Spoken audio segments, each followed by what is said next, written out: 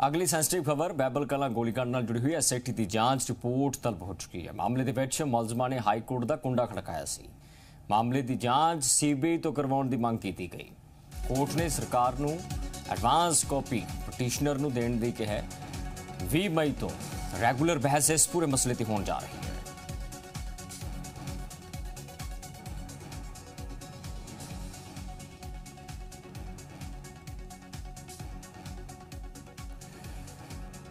भी मई ਨੂੰ ਇਸ ਪੂਰੇ ਮਾਮਲੇ ਤੇ ਰੈਗੂਲਰ ਬਹਿਸ ਹੋ ਰਹੀ ਹੈ। ਤੁਹਾਡੇ ਯਾਦ ਹੋਏਗਾ 2015 ਦਾ ਉਹ ਵਾਕਿਆਤ ਗੁਰੂ ਸਾਹਿਬ ਦੀ ਬੇਅਦਬੀ ਮੁਕੱਦਸ ਗੁਰੂ ਗ੍ਰੰਥ ਸਾਹਿਬ ਦੇ ਸਰੂਪਾਂ ਦੇ ਅੰਗਾਂ ਨੂੰ ਬੁਰਜ ਜਵਾਰ ਸਿੰਘ ਵਾਲਾ ਬਰਗਾੜੀ ਗੁਰੂਸਰ ਮੱਲ ਕੇ ਚ ਥਾਂ ਤੇ ਗਲੀਆਂ 'ਚ ਖਿਲਾਰ ਦਿੱਤਾ ਗਿਆ।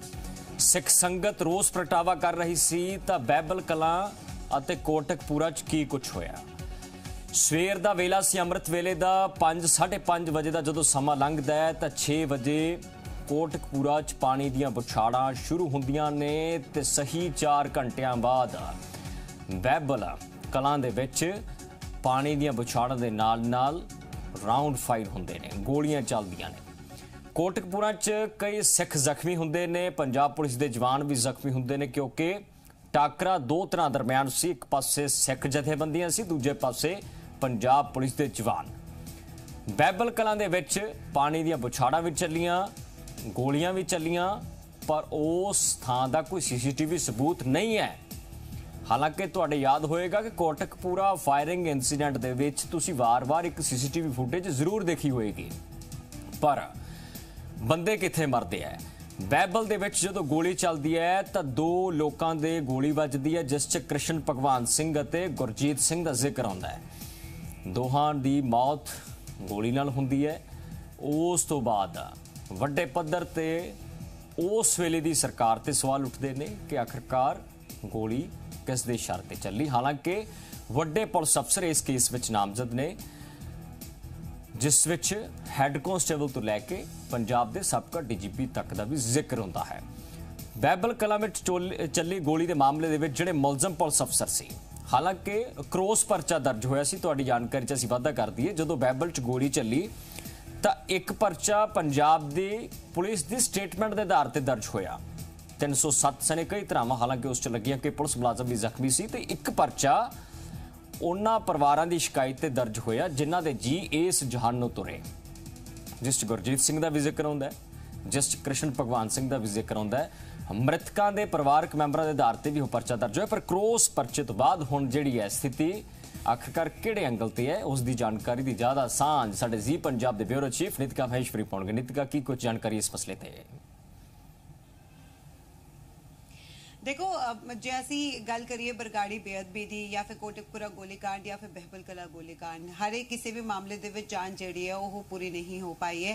भावें मामलिਆਂ ਦੇ ਵਿੱਚ कई SIT बन गया, सरकारां चेंज हो गई, पर हाले तक जांच पूरी नहीं हो पाई। ਅੱਜ ਬਹਿਬਲ ਕਲਾ ਗੋਲੀकांड ਮਾਮਲੇ ਦੇ ਵਿੱਚ ਪੰਜਾਬ ਹਰਿਆਣਾ ਹਾਈ ਕੋਰਟ ਦੇ ਵਿੱਚ ਸੁਣਵਾਈ ਸੀ, ਜਿਸ ਦੌਰਾਨ ਕੋਰਟ ਨੂੰ ਵੀ ਇਹ ਫੀਲ ਹੋਇਆ ਕਿ ਇੰਨੀਆਂ ਸਾਰੀਆਂ ਪਟੀਸ਼ਨਸ ਤੇ ਐਪਲੀਕੇਸ਼ਨਸ ਜਿਹੜੀਆਂ ਨੇ ਉਹ ਕੋਰਟ ਦੇ ਵਿੱਚ ਪਈਆਂ ਨੇ, ਪਰ ਆਖਿਰ ਜਾਂਚ ਕਿੱਥੋਂ ਤੱਕ ਪਹੁੰਚੀ ਹੈ, ਜਿਸ ਦੇ ਚੱਲਦੇ ਹਾਈ ਕੋਰਟ ਨੇ ਪੰਜਾਬ सरकार ਨੂੰ ਕਿਹਾ कि तुसी स्टेटस रिपोर्ट दाखिल करो कि आखिर जांच कित्थों तक पहुंची है। नाल ही कहा कि 20 मई तो पहला एडवांस कॉपी जिहड़ी है स्टेटस रिपोर्ट दी ओह पिटिशनर्स नूं मुहैया करवाई जाए, क्योंकि इस मामले दे विच जिहड़े नामजद पुलिस ऑफिसर्स ने उन्हां वल्लों कहा गया है कि मामले की जांच SIT नहीं बल्कि CBI करे। नाल ही उन्हां वल्लों कई ऑफिसर्स वल्लों सिक्योरिटी अपग्रेड करने की मांग की गई है, किसी वल्लों प्रोटेक्शन देने की मांग की गई है। बहुत सारी एप्लीकेशन जिहड़ियां ने वो कोर्ट दे विच पेंडिंग ने। यही कारण है कि कोर्ट वल्लों कहा गया कि सब तो पहला स्टेटस रिपोर्ट जिहड़ी है दाखिल की जाए।